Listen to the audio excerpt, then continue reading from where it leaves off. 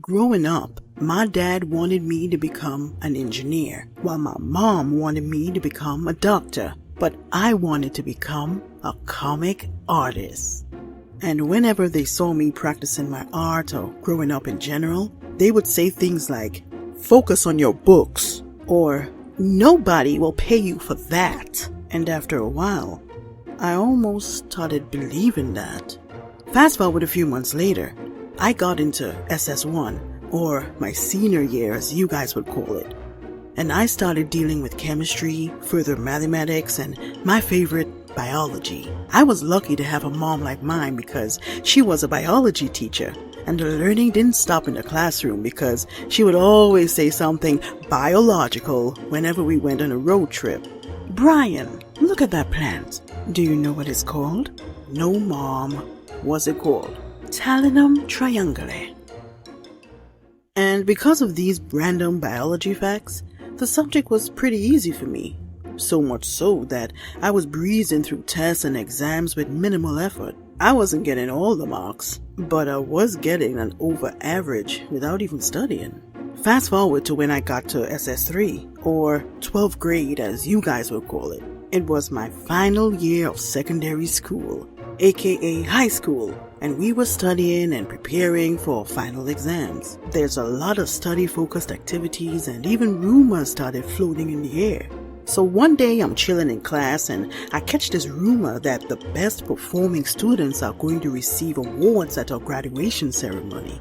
Just so you know, nothing turns me on better than a good challenge.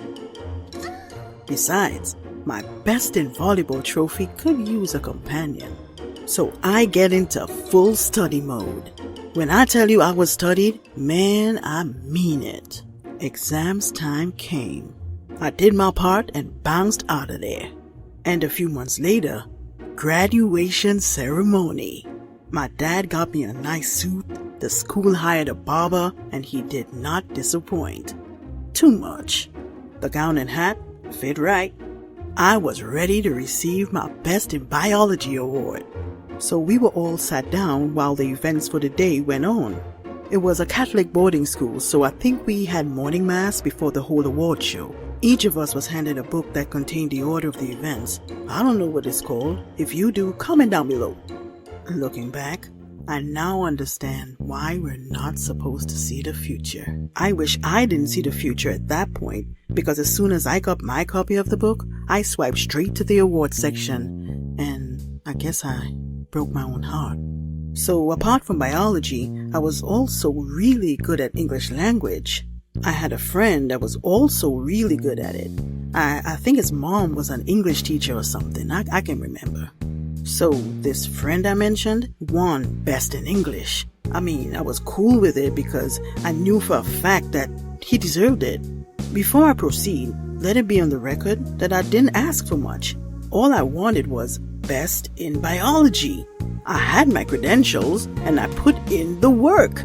So why is it that my name wasn't under Best in Biology in this order book? Have you ever been so angry that tears just start falling from your eyes, and no matter how hard you try to hold it back, in fact, the harder you hold it back, the stronger it gets? That was my situation. Eventually, each of us had to go to the front of the hall to collect our testimonials or whatever I can remember and take a picture with the principal. My turn came, and I had a sad look on my face. My principal noticed and whispered to me, "Don't worry about your result. You'll still be able to get into the university." And I'm like, so this isn't even the only bad news? Then on top of that, my dad that I see only a few times in a year pulls up for the graduation and leaves like 5 minutes after. That day was not nice. Anyway, after that whole train wreck was over, I just continued to live my life without expectations and always expecting things to go wrong, I guess. I wrote 3 different exams to get into university, failed 2, and passed the last one. At this point, I was going through some repercussions of messing with an owl that I'll discuss in a separate video, and that added to the whole negative experience. One day, I'm sitting on the dining table at home with a pen and a note, thinking of what I'm going to do with my life. I eventually decided to focus on what I love, which is art. So I started doing some random doodles and sketches, and thankfully it made me feel better about myself.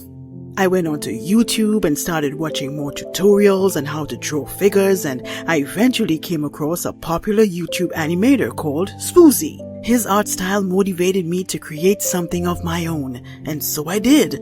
Over the years, I've been working on my style and improving it regardless of the fact that all I have to animate with is my phone. And after years of trials and errors, some success and many failures, I can say I've come a long way. Because now, I'm not just that guy that didn't win a silly award or that guy that even his parents didn't believe in. Nah. Now, I am Saint Pappy.